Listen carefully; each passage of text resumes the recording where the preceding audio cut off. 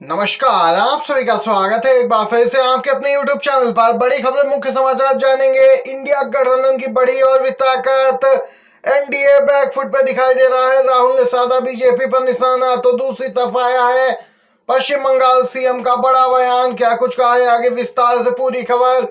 कांग्रेस के एक ट्वीट से मचा हड़कंप, लगातार घेरती जा रही है मोदी सरकार। मामला जानते हैं, विस्तार से बने रहिए दोस्तों वीडियो में साथ में। और अगर आप भी मानते हैं कि इस बार इंडिया गठबंधन एनडीए को कड़ी टक्कर देगा तो एक लाइक वीडियो को जरूर कीजिएगा, कमेंट बॉक्स में जरूर लिखेगा जय हिंद जय भारत। वहीं दोस्तों, लोकसभा चुनाव को लेकर पीएम मोदी पर सीएम ममता बनर्जी ने जमकर हमला बोला और पार्टी को 200 सीटें देखने का चैलेंज दिया। जी हां दोस्तों, राहुल बोले 180, ममता ने कहा 200। विपक्षी दलों ने उड़ाया बीजेपी के टारगेट का मखौल। पश्चिम बंगाल की सीएम ममता बनर्जी ने बीजेपी के लोकसभा चुनाव में 400 से अधिक सीटें जीतने के लक्ष्य का मखौल उड़ाते हुए कहा कि वे बीजेपी को 200 सीट का आंकड़ा पार करने की चुनौती देती हैं। उन्होंने यह भी ऐलान किया कि वह CAA को पश्चिम बंगाल में लागू नहीं होने देंगी। उन्होंने लोगों को आगाह किया कि CAA के लिए आवेदन करने वाला व्यक्ति विदेशी बन जाएगा। तृणमूल कांग्रेस प्रमुख ने लोगों से इसके लिए आवेदन न करने का अनुरोध किया। तो वहीं राहुल गांधी बोले कि इस बार बीजेपी को चैलेंज है, 180 का आंकड़ा भी पार करके दिखाएं। लोकसभा चुनाव में बीजेपी के 400 पार के लक्ष्य को लेकर द टेलीग्राफ ने अपनी ताजा रिपोर्ट में सनसनीखेज दावा भी किया है। जी हां दोस्तों, बीजेपी द्वारा कराए गए आंतरिक सर्वे में कर्नाटक और महाराष्ट्र में भारी नुकसान की आशंका जताई गई, जिससे बीजेपी को झटका लगा। बीजेपी के एक नेता ने टेलीग्राफ से यानी अपने इंटरव्यू में कहा कि दो राज्य महाराष्ट्र और कर्नाटक पार्टी के लिए सिरदर्द बनते जा रहे हैं और हमें नुकसान को कम करने पर ध्यान देना होगा। इस रिपोर्ट से यह भी पता चलता है कि भाजपा को उत्तरी या पश्चिमी किसी भी राज्य में नुकसान को कवर करने के लिए लगभग कुछ भी हासिल नहीं हो रहा। हकीकत तो यह है कि भक्त कितना भी इनकार या खंडन करें, वे स्वतंत्र रूप से गिर रहे हैं।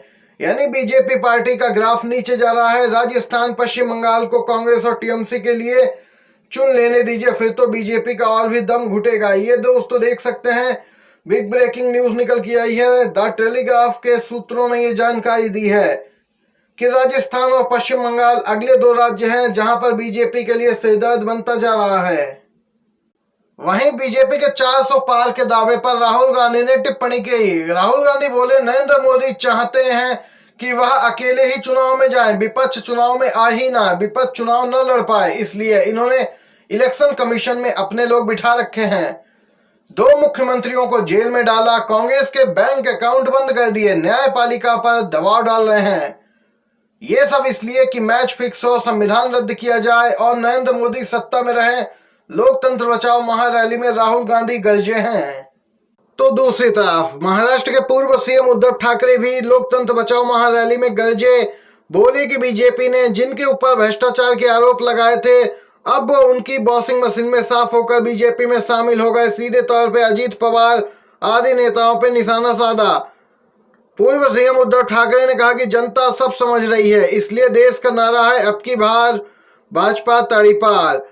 यहाँ पे दोस्तों ये अपडेट निकल के आई है। तो दूसरी तरफ पंजाब के सीएम भगवंत मान भी इस महारैली में गरजे। उन्होंने कहा, मोदी सरकार में जुमले की फैक्ट्री चल रही है, अभी आपके पास और नए नए जुमले आएंगे, उनके ऊपर यकीन मत कीजिएगा। हमें साथ मिलकर बीजेपी के भ्रष्टाचारियों को सबक सिखाना है। सीएम भगवंत मान का ये बड़ा बयान निकल के आया। आप सभी को बताते चले, इंडिया गठबंधन की 5 सूत्रीय मांगे जो रखी गई हैं और इस रैली में जिन पे खास फोकस किया गया वह इस प्रकार है। चुनाव आयोग को लोकसभा चुनावों में समान अवसर सुनिश्चित करना चाहिए।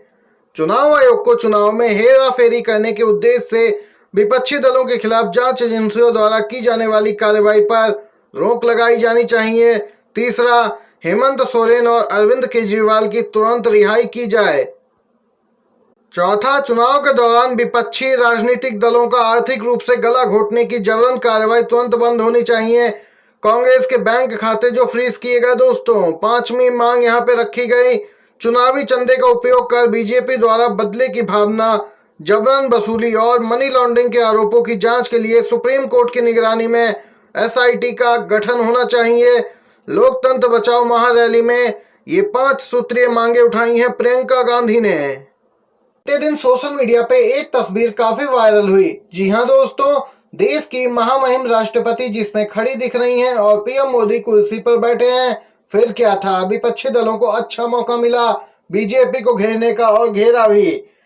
और कांग्रेस पार्टी ने यहाँ पे ट्वीट करते हुए कहा कि एक बार फिर पीएम मोदी ने जानबूझकर आदिवासी महिला राष्ट्रपति का अपमान किया है। कांग्रेस ने कहा कि यह पहली बार नहीं है, जब नई संसद का उद्घाटन हुआ तब उन्हें बुलाया नहीं गया और राम मंदिर के प्राण प्रतिष्ठा कार्यक्रम में भी राष्ट्रपति जी नहीं दिखी।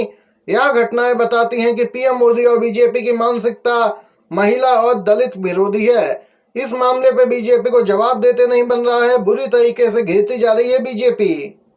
महाराष्ट्र में कांग्रेस के 40 स्टार प्रचारक कैंपेनर्स चुनावी मैदान में उतरे। अलका लांबा, पवन खेड़ा समेत तमाम बड़े नाम शामिल हैं। जी हां, लोकसभा चुनाव 2024 के लिए कांग्रेस ने महाराष्ट्र में 40 स्टार प्रचारकों के नाम की सूची जारी की।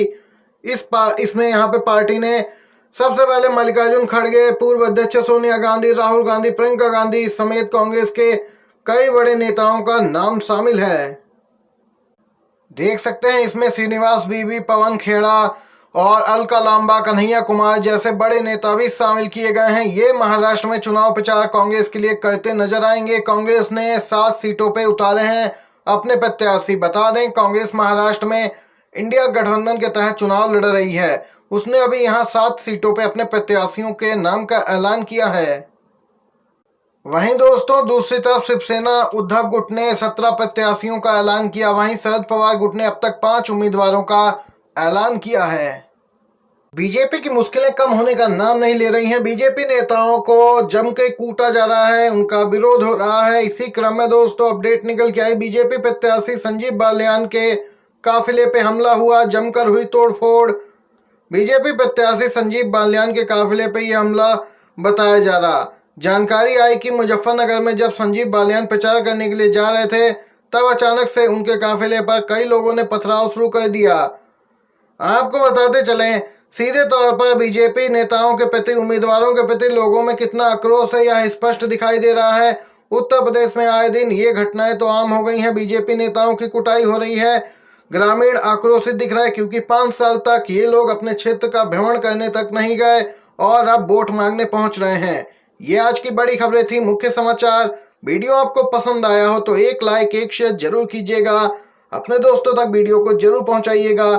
आप सभी का वीडियो देखने के लिए बहुत बहुत धन्यवाद। जय हिंद, जय भारत।